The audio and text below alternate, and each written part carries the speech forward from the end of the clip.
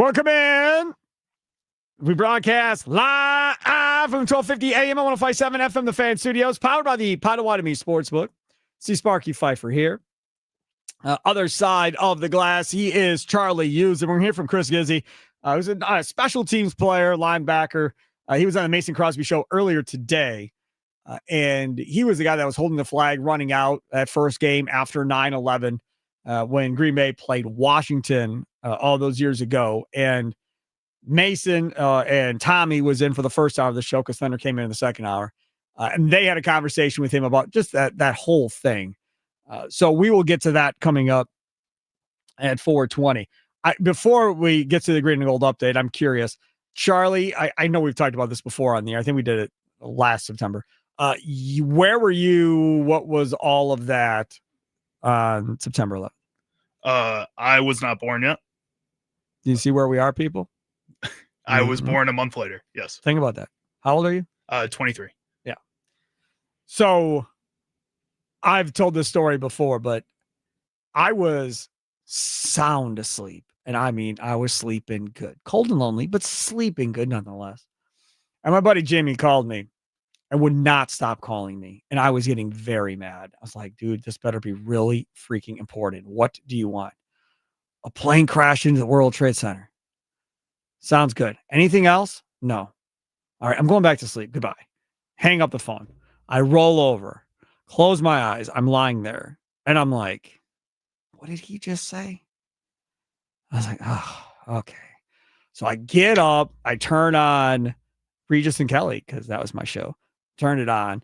And obviously by that point, ABC was kind of almost in wall to wall. So I saw the second plane go in. I saw them crumble, all of that. And I was at WISN radio at that point, producing for World's Greatest Sports Talk Show with Homer. And our show was gone for multiple weeks. And we carried this wall-to-wall coverage that originated from our company at that time. And they had all the news anchors. They produced all that. And I sat there and I board opped every night all of this coverage. You want to talk about absolutely depressing every night. I was like, oh my goodness, this is crazy. And then I remember literally driving into work that day because I had to work, even though this all was going down, and literally like looking at the skies I'm driving in and not knowing what the hell was going on and all of that. Like that is scary, scary time to remember for all of us. And then the Chris Gizzi part of this, that game after Green Bay plays Washington. Well, me, Tim Allen, who you know, my buddy Jimmy, who we talked about, who called me that day, we had already made plans to go to Vegas on like September 22nd or something like that, right? September 20th, whatever. It was not many days after that. Well, they shut down all that planes. Nobody's going anywhere. Nobody's doing nothing until we figure out what the hell's going on. Okay, fine. So then eventually they allow planes to start going. Our flight was out of O'Hare. Have you been to O'Hare before? I have. I've flown out of there once, yeah. What is O'Hare like? Insane. It's you hop out of a car and then you just have to find out everything like at that moment. There's no planning for O'Hare. Big airport. People running everywhere, trying not to miss flights. Like security lines are super long, all that, right? We took a limo, I believe, to the airport. I think we were in a limo. To the airport. We get out, and I'm telling you, it was a Friday night, and there were military with rifles walking in front of the entrance of O'Hare. There was nobody else getting dropped off. Nobody. We were the only ones. We are walking through O'Hare. All the stores, all of them they're closed, and there was a handful of people actually getting on a plane at that point because they'd only been flying a couple of days, I want to say, at that point. And here we are going, whatever, we're going. Like, we're going. We're all in, we're going. You get to Vegas. That was a completely different experience. Because in Vegas, if you've ever been to Vegas, these cabbies, man, they're not in line more than a couple of minutes. I don't care how far back in line they are. They're just clicking through, dropping off, getting back in line, clicking through, going somewhere else, right? That's how it was. You're talking to cabbies then when we were there, Guys were waiting in their cab line to take somebody from a casino 45 minutes to an hour, sitting there making no money, waiting for somebody else to finally come out of the casino to take them somewhere. You had like whole sections of slot machines to yourself. There was nobody there. Nobody. You would sit down at a roulette table. It was us. There'd be nobody else. I mean, completely crazy. And for that game, that Green Bay Washington game, we were at the Horseshoe in Vegas, and they were having this Monday night party or whatever. I think it was a Monday night game party there. And there were, I don't know, 30, 40 people maybe at this thing. I think a lot of them were locals. And watching that game there and seeing the flag come out and the huge flag on the field and everything that went, never, ever forget that. Like, never. And even by the time we left, it still was not busy. I mean, it was starting to pick up the last couple of days because we were there for a while. I think we were there for like 5 days. So I think by the time we left, it was starting to pick up a little bit, but never, ever will I forget that.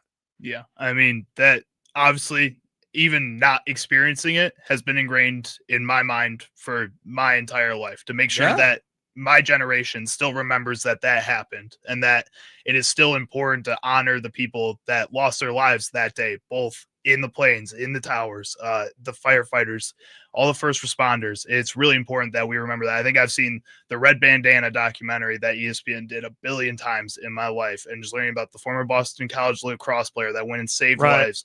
It's just, again, important that we continue to remember these people and continue to celebrate the lives of these people.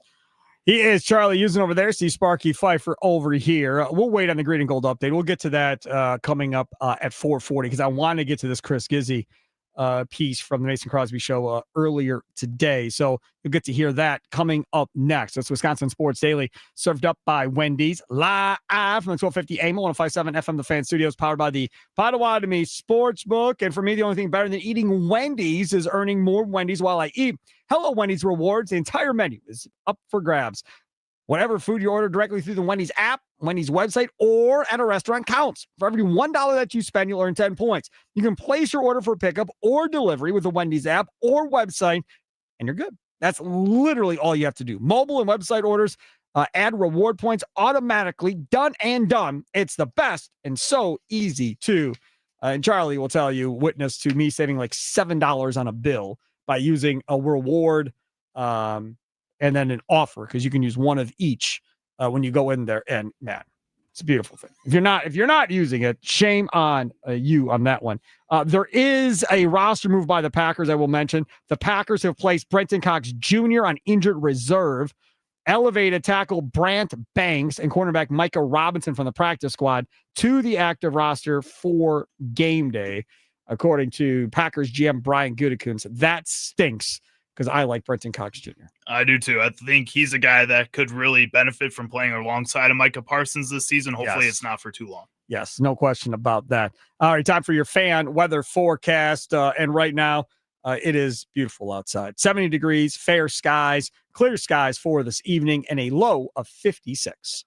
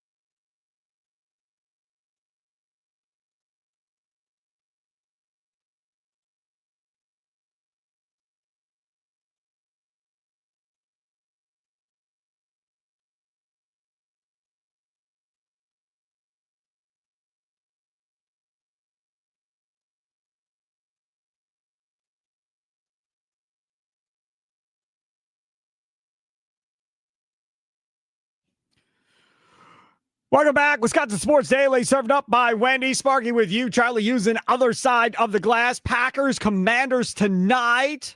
After that game goes final, you make the switch to the Green Bay football post-game show here on The Fan. Ryan Wood, Packers beat writer for the Green Bay Press-Gazette, joins us during every post-game show. Plus, we'll get sound from inside the locker room. We'll hear from Matt LaFleur, Jordan Love. Take your calls, tweets, Facebook posts. Plus, you can chat with us as we stream that bad boy live on YouTube. Just search for The Fan Milwaukee, as you always do for all of our live local shows, whether it be videos, shorts, or streaming of the show.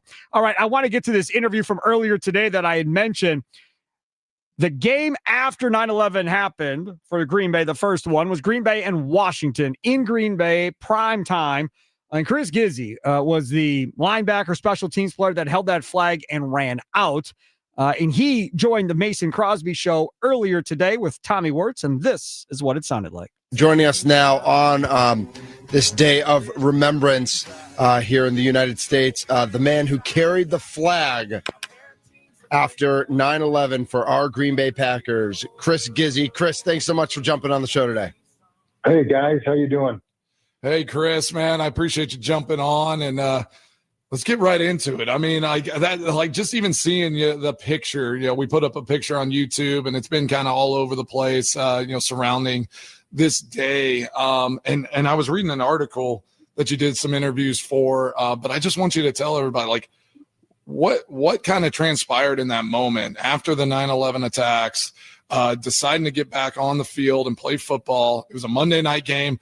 Oddly enough, Packers are playing the Commanders tonight. Y'all were playing the Washington Redskins at the time on that Monday night. So just kind of walk us through what those conversations were and what that meant as you ran out on the field carrying that American flag. Oh, it's interesting. It's kind of, in a way, changed as we get perspective on what has happened to the country since then.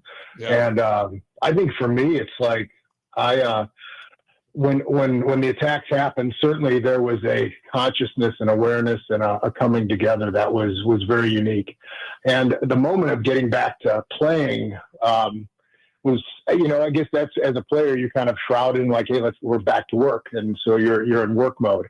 But certainly going out on the field, and not even until I got on the field, I didn't know how special it was. And with the years, 24 now, going on, I think it's even more special now to me and the people that come up to me and speak about it and speak their emotions and what they were thinking.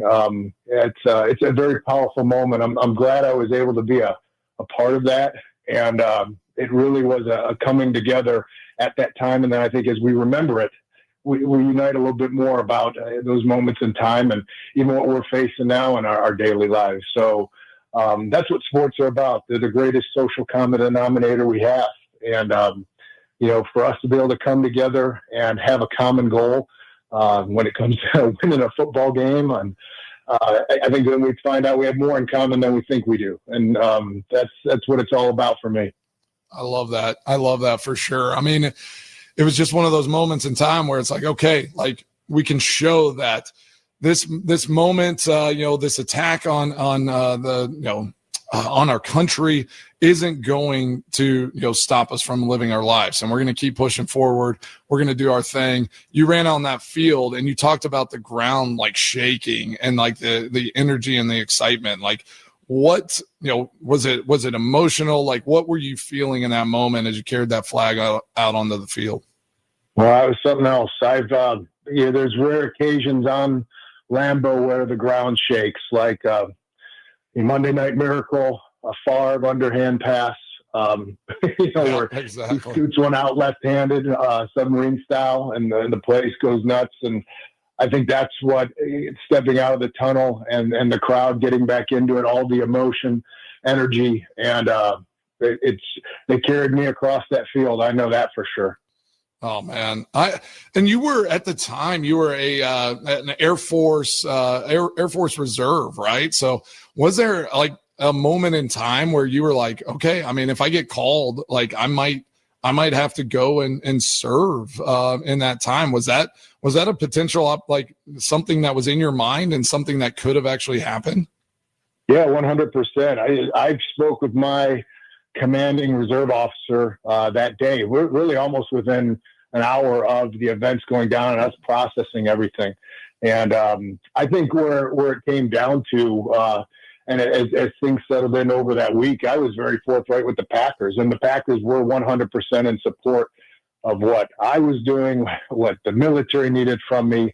I mean, there was no hesitation on anyone's part to be forthright in the conversation about where my priorities were.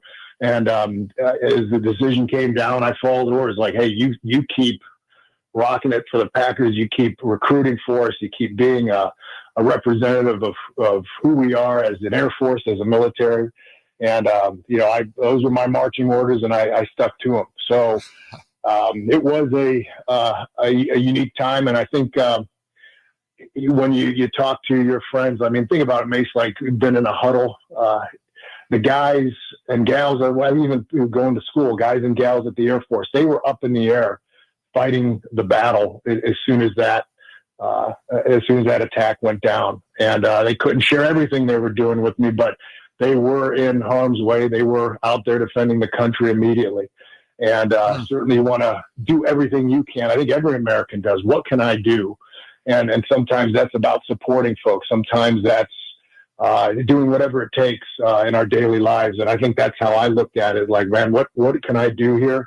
And I think then when you get and receive feedback and thanks from those folks who are out there putting it on the line, that was, to say it was satisfying kind of underscores it. It's like, all right, I just want to be part of the team. I want to keep pulling in the right direction. I want to support you guys.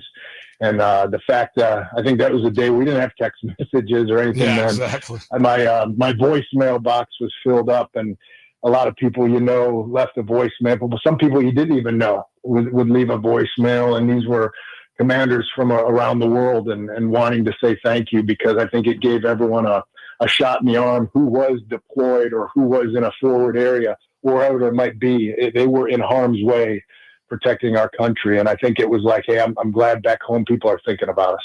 Mm. We got Chris Gizzi on the Mason Crosby Show, former Packers linebacker, longtime Packers strength and conditioning coach, Air Force Academy grad, and everyone knows this iconic picture. So, if you haven't seen it, check out the picture of Chris Gizzi running that American flag on the field, a week removed from the 9/11 attacks back in 2001. Can't believe it's been 24 years, right? And it's like, man, like we can't ever forget that. And like, especially with, stuff that's transpired in our, country in the last day as well. Just like we need, to remember these moments and say, hey, sports, these things they can help unify. They can help, bring people together from so many different spaces. And we can look at the Green Bay Packers. We can look at, sports teams and say, all right, like we have this common goal, we have this common interest, and we're going to go chase it. But yeah, I just, I want to talk a little bit more too, just about, what were those conversations like? What were the guys in the locker room like in the days after, the attacks? I remember I was in high school at the time, sorry, a little bit younger than you are, Chris, but I was in high school. I still remember, like, we went and played a game, I think on that Friday night, and, you're just kind of like, it was surreal. It was hard to talk about. But again, I think, like you said, it's kind of a wild moment when you get back into that locker room, when you start doing your thing, you kind of, you don't forget, but you're just kind of like, all right, like this feels good. This feels normal. What was that feeling before y'all ran out? Like, can you remember just how that felt? And like, what any kind of conversations you had with your teammates surrounding all of it? Yeah, leading up to the game, it's kind of business as usual, Mace. Like, I know, the week after 9/11, that was different. We were healing. The schedule was different, and everyone was reaching out, sharing stories. Certainly, guys would ask me, "Hey, are you going to have to go and leave?" I'm like, "Hey, this is what they're telling me right now. I'm here." And guys were concerned about me as a person, which is it's sometimes it's hard for us all as, especially a group of, with its 80 players and all the coaches and support involved, to sometimes think of personal lives, because we are so busy working for the very common goal and the tough thing you do as a pro football player. But there was a genuine concern for everyone. The people who had family in DC and New York, that was across the board and across the league too. Like everyone was in support of each other. I think when we got back to playing it, in a way, that's the biggest way to honor that. Hey, it's time to get back to it. And you have a game face. Now, I think when we had the moment of running out the field, and it was like a breath of fresh air out, the moment I remember is I'm a little gassed after it.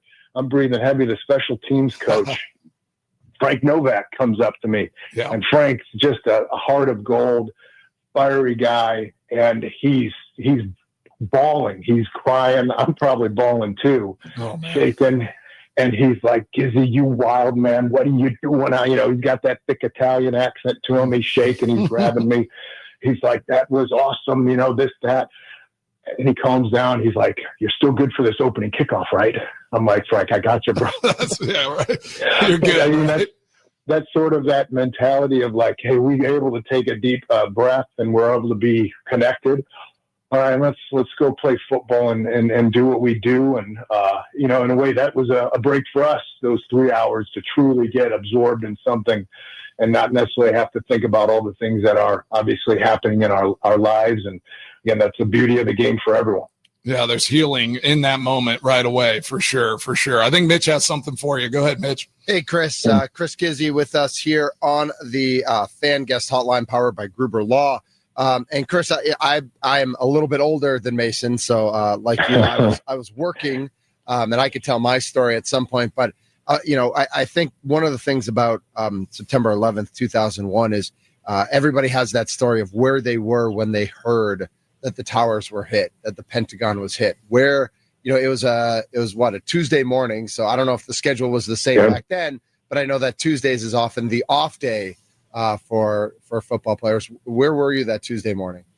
Yeah, it was an off day. I was, usually we went in a little bit later. There was nothing on the schedule. Like I said, it was an off day, but most guys in Green Bay would go in just to get a kind of head start on the week. So you wrap the last game on Monday, and then you get into the next week, Tuesday. So I think that's where we started moving on to Tuesday. I threw the TV on. I don't know why. Like, I never throw the TV on. I was really just in a one-bedroom apartment. I'd make breakfast. I'd be out the door. I threw the TV on, and it was unmistakable within minutes of turning on the TV.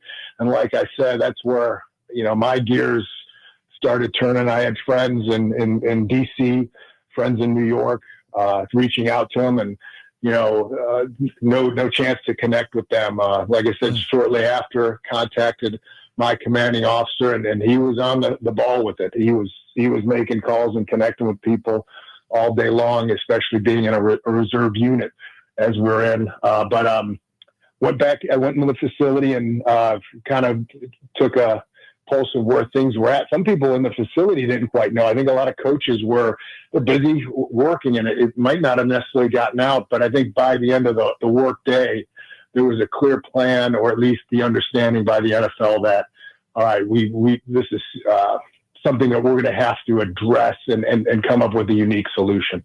So I think that's where everyone kept talking, communicating, especially I just mentioned to Mason about my unique situation, right. Being able to communicate with the Packers like, hey, I'm doing what the Air Force needs me to do. The Packers, as I expected, I didn't have any doubts, 100% behind it. Whatever it takes, we're behind you. And I think that's where there was just some of those honest conversations. And I think as we huddled together and had a very different and unique week, a lot of guys, I guess, were able to show that personal care they have for each other, as everyone healed and we've sort of, tied together and they all came together on it. And I think as that week ended up and it became a little more clear what the league was going to do, I think a lot of the other sports leagues were very similar, if I remember correctly, leading into that next week. We knew we were getting ready for a game. So I think we were able to kind of set our jaw and be like, all right, here's what we're going to do. And here's how we can move forward with it. And I think I think that was part of the healing process for all of us and coming to cope with things that have happened. Man, we got Chris Gizzy on the Mason Crosby Show. former Packers linebacker, longtime strength and conditioning coach there, Air Force Academy grad, and obviously the iconic moment where he ran that flag out on the field 24 years ago, as we remember those events of 9/11 and what getting back to football meant. I was reflecting this morning, man, and I'm like, I don't know if I can get through, talking about it. Just, the emotion of what that meant. I remember my dad was on a plane when everything happened, and he had to get, he was grounded. He was luckily going west, but his plane got grounded, I think in New Mexico somewhere. And he got the first car he could and started driving back home, and it's like, you just kind of, you don't forget those moments, and they're just heavy. So I do want to move into like another, just kind of some thoughts. I see you all the time, Chris, down here in the Tennessee area. I know all the stuff you're doing, but just tell everybody like kind of what you're doing, as you're no longer, the strength and conditioning coach there for the Packers, chasing kids around, lots of different things. I know Mitch is into WWE, but I know you're heavy into wrestling, and Alice is a big time wrestler. So just tell everybody what's going on as you're living life down here in Nashville. Man, it's been a great move for us. As you know, my wife Jennifer, she's an Air Force graduate, also retired Air Force. So we have 4 kids, and certainly they missed and they had a lot of good friends and a lot of great experience in Green Bay. And this was a new adventure for us. We've been here just a little over a year in the South Nashville area, city called Franklin, and it's just been a fantastic move for us. For me, it's just been be able to spend a lot more time at home, being able to help my wife with her venture, being able to be there for the kids, and man, I'm enjoying it. This is I've never lived in a place like Tennessee, and I love it. Maybe it's just the weather more than the weather. People here are great. Brother, it's great to see you, Mace, as our wives make plans for us to get together, and usually that's how it goes. That's how it works, right? Exactly. That's how it works, right? It's always a pleasure to meet up with the Crosbys, and we bring our they got their battle wagon, we got ours, and it seems like there's 42 kids running around Magley Green or in your backyard, man. It's been a great move for us, like I said, and I think for me too. I talked about this, like not necessarily in the business of football or strength conditioning anymore, but I'm still doing it. I think there's a certain pleasure in that. I'm fortunate to be able to just go that route and be able to help with my kids in the neighborhood, and with all different sports, football, baseball, gymnastics, wrestling, softball. Kids stay busy with a lot of different things. So I've just tried to take a chunk and do as much of that with them as I can, and it's really been a pleasure. I think we've had a chance to do a little bit in Green Bay, but so much more now. And this has been like I said, an awesome move, a great part of the country, and I couldn't ask for anything more right now. I know, it's funny. Chris and I, so we live 2 houses away from each other in Green Bay. Obviously, I saw Chris every day at the stadium, and then it was like our kids were always running around, but it was like, when we were home and different things, we definitely, I feel like, hang out outside, just as like in a family setting, more now that we're in this Nashville area, doing our thing. And it's just been awesome.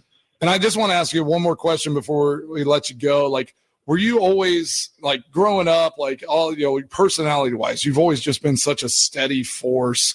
Obviously you work out, you work really hard to keep your body right, your mind right, all those things. Like, was that always who you were and what you were? Do you give a lot of credit to your time at the Air Force Academy and then, what, the military and, going that route instilled in you? Did it change you at all? Or, just tell everybody kind of what that experience was, choosing Air Force Academy, and what how that kind of shaped your life.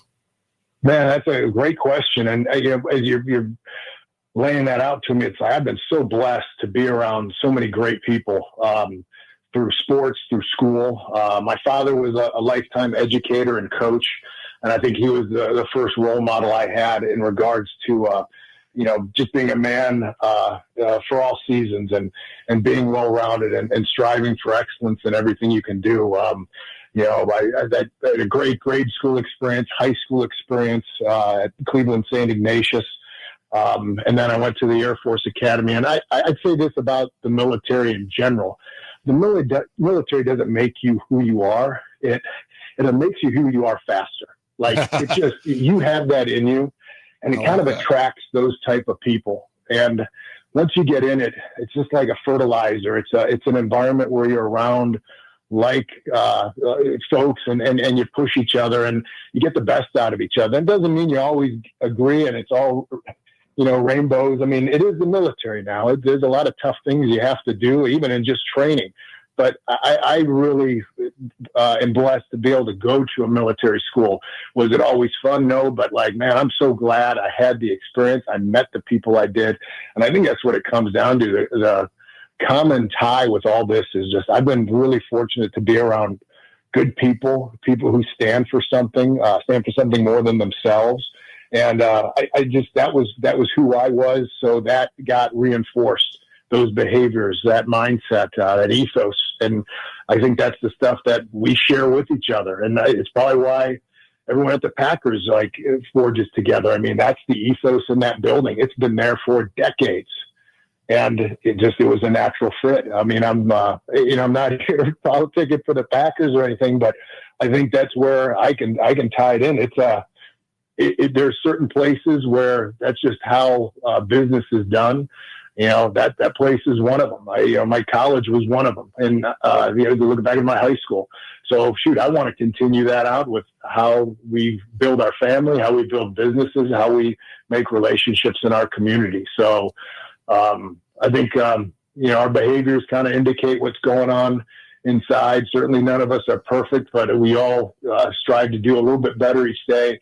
And I think we want to be awesome to each other. So no better time now than to be awesome to each other when we need it, when people are hurting and we need to have a tender heart, it more so than ever a day like today. Man, Chris, well said, dude. And hey, I've probably never, not told you enough how much I appreciate you. I appreciate your service. Just the steady man that you are, the dad, the father, obviously what you did, for our country, and just everything that you did for me there in Green Bay. Really appreciate you, Chris. Thanks for jumping on. Awesome to hear your perspective, and we won't forget, and we'll remember that moment. And you're carrying that flag, just cements it in our brains as Packers fans, as football, as sports fans, and as fans, people that just, appreciate what the military have done. So thanks so much, Chris. Really appreciate you. Hey, appreciate you, Mason. You embody all those characteristics. There you go. Chris Gizzy earlier today on the Mason Crosby Show, presented to you by Verizon with Mitch Thunder Nellis. Tommy Wirtz doing their thing earlier today. Catch that show weekdays from 9 to 11. If you miss anything, go back, listen to it in podcast form, or you download your favorite podcast, and including that Odyssey app, AUDACY. Or you can also go back, check it out on YouTube, where we live stream all of our local shows. Go watch interviews there, full shows there. You can watch different short videos that are made by Charlie and Tommy as well. Check it all out today. Search The Fan Milwaukee on YouTube. Potawatomi Sportsbook, people, that is where you're going to want to take the shuttle bus to and from Brewers home games. That is right, to and from. Now, this is how it works. Shuttle buses start leaving 1 hour prior to the game starting, and they end running between American Family Field and Potawatomi 1 hour after the game is over. Having said that, how do you get on, Sparky? Well, let me tell you. All you have to do is either make a purchase at the Potawatomi Sportsbook, and that can be whatever. You can get something from the Potawatomi Sportsbook kitchen. Got 48 beers on tap, dozen different specialty cocktails, all kinds of food options, homemade pastries and desserts, whatever it may be, that gets you on the shuttle. Or a same-day wager on a game that also will get you on the shuttle. For more details on how to take this amazing shuttle to and from games, and again, park right there for free at the Potawatomi Hotel Casino in a protected surrounding inside that parking garage. Again, really a no-brainer to me. Potawatomi.com/sportsbook. Potawatomi.com/sportsbook. Coming up on the other side, things that we missed on today's show, plus we have to make our predictions as well. That's straight ahead. Wisconsin Sports Daily, served up by Wendy's. Live from the 1250 AM at 105.7 FM, The Fan Studios, powered by the Potawatomi Sportsbook. Sparky here.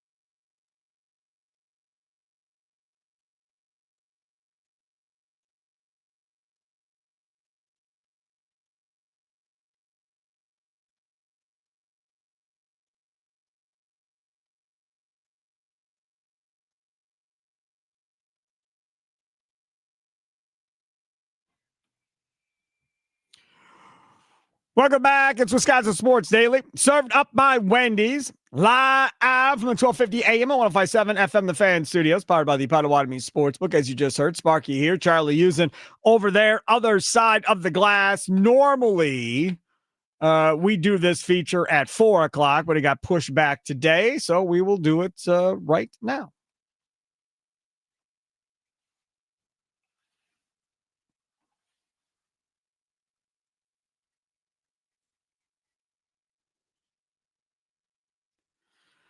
All right, let's get to our green and gold update. We said earlier, Brenton Cox Jr. put to the IR, which is not exactly great news, I would say, at this point. But they have enough depth, I can't believe I'm saying this, on that defensive line right now, Charlie, mainly because of Micah Parsons, that it doesn't impact them nearly as much as it would if they didn't have Micah Parsons. Yeah, it feels like Micah Parsons' worth is like 3 guys, basically, at this point. So, yeah, they got enough depth. Yeah, no question about that. More details as well coming out from Tom Silverstein. The Christian Watson contract, the 1-year extension, includes a 3 effective voidable years ending in 29, upping his cap number slightly this year. He gets $6.07 million signing bonus, $1.1 million base this year. Next year's base will be $3.425 million plus a $1.825 million per game roster bonus plus without and I don't know $2.25 million in incentives. That's from Tom Silverstein. Like I said it before, they took care of him coming off of an injured season, and he took care of them by accepting the deal. Because if he plays this out and has a big second half, don't know if that'll happen, but if he does and is healthy, he might have been in line to have a nice little cash in the offseason, unless him and his dad would never say this publicly, unless they had a conversation of, even if you are healthy, you've been hurt every year, so this is going to work against us. You need a full season of staying healthy, putting up big numbers, and then going and cashing in on that big contract. So it would be wise for us to get 1 more year here with Jordan Love, who loves you, and see if we can get healthy for 1 year. I think it's a pretty good plan. Yep. I think that's what a lot of guys that are in Christian Watson's position should follow. I mean, it's a situation here where this Packers team is, again, we keep talking about so close to that number 2 spot in the NFC, maybe even the number 1 spot, if they can look as good as they did last Sunday continuously throughout this season. If Christian Watson can come back in the second half of this year and then be a huge part of the team next year, while they also go on and maybe go to an NFC championship game, maybe go to a Super Bowl, maybe win a Super Bowl, that looks pretty damn good on a resume. Absolutely it does. No question. And that's something that I think everybody has to take into consideration here. Now, if Watson comes back this year and is hurt by the end of the year and is gone again, he's screwed. They're not going to do this again. I mean, they'll do it this time, but if he gets hurt and misses next year, they're not going to do this again. I really don't believe that. Download the PrizePicks app today and use code Sparky to get $50 in lineups after you play your first $5 lineup. That's code Sparky to get $50 in lineups after you play your first $5 lineup. PrizePicks, it's good to be right. And right now they have max discounts going on like they did in week 1. They have max discount going on here in week 2 as well. Travis Kelce this week, half of receiving yard, more than a half a receiving yard. If he gets that, so essentially if he makes a catch in positive territory, you win that part of your lineup. And it's daily fantasy, right? So it's 2 to 6 player stat projections, and it can be on all kinds of different categories at the end of the day. It can be passing, it can be rushing, receiving, it can be touchdowns, yards, all kinds of categories. If you've never been there and never downloaded the PrizePicks app, I highly, highly suggest it because it will blow your mind. Plus, you can stack players now as well. In the past, PrizePicks would never let you stack players. Now they do. I stacked Caleb Williams with a couple other players on Monday night, and unfortunately, I didn't play the flex play. If you check flex play, it'll give you your odds and what your payouts are. But what it does is if you get one wrong, you can still win. If you don't go flex play, if you get one wrong, you lose. I didn't go flex play. I missed on one of the 2 Caleb Williams ones, hit the other 2 on Monday night, and lost and rolled away with nothing. Had I played the flex play, Charlie, I would have won. But also, knowing your luck, Sparky, you played the flex play, and then none of it would have hit. So Maybe. I mean that's on you. That's the Sparky curse. It is. You're absolutely right about that. It is the Sparky curse. So again, make sure to download Prize Picks today and use code Sparky, SPARKY, to get $50 in lineups after you play your first $5 lineup. That's code Sparky to get $50 in lineups after you play your first $5 lineup. Prize Picks, it's good to be right. Must be present in certain states. Visit prizepicks.com for details. I come to you, Charlie, using time to make our predictions for the day. What say you? I say 31-28 Green Bay. Like I said, I think this is going to end up being a higher scoring game than a lot of people think, and I think Jordan Love is going to have to prove himself at the end of this game. You said Green Bay to win. I do. I've said before that if they lose this game, I'm not going to be overly all that concerned. Like, oh, no, they're not going to make the playoffs. Oh, no, they can't win the division. Like, no, none of that applies. If they lose this game, they're 1-1 after 2. And if you would have told me before the season they'd be 1-1 after Lions and Washington, and they beat the Lions, that was the win.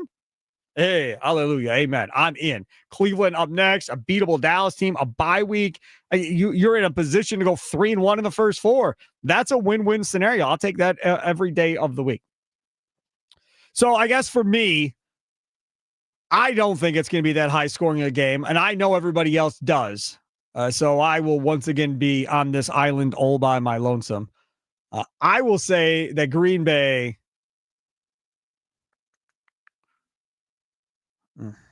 Man, I'm struggling with this one, man. I am going back and forth in my head. I got to do something. I'll go Green Bay wins this game 20-17. 20-17 Green Bay.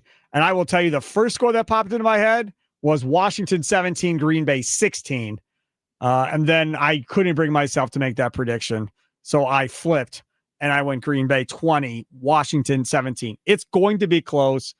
I think it could go obviously either way. I just don't think coming off of short rest like this, that both these teams are going to be offensive machines.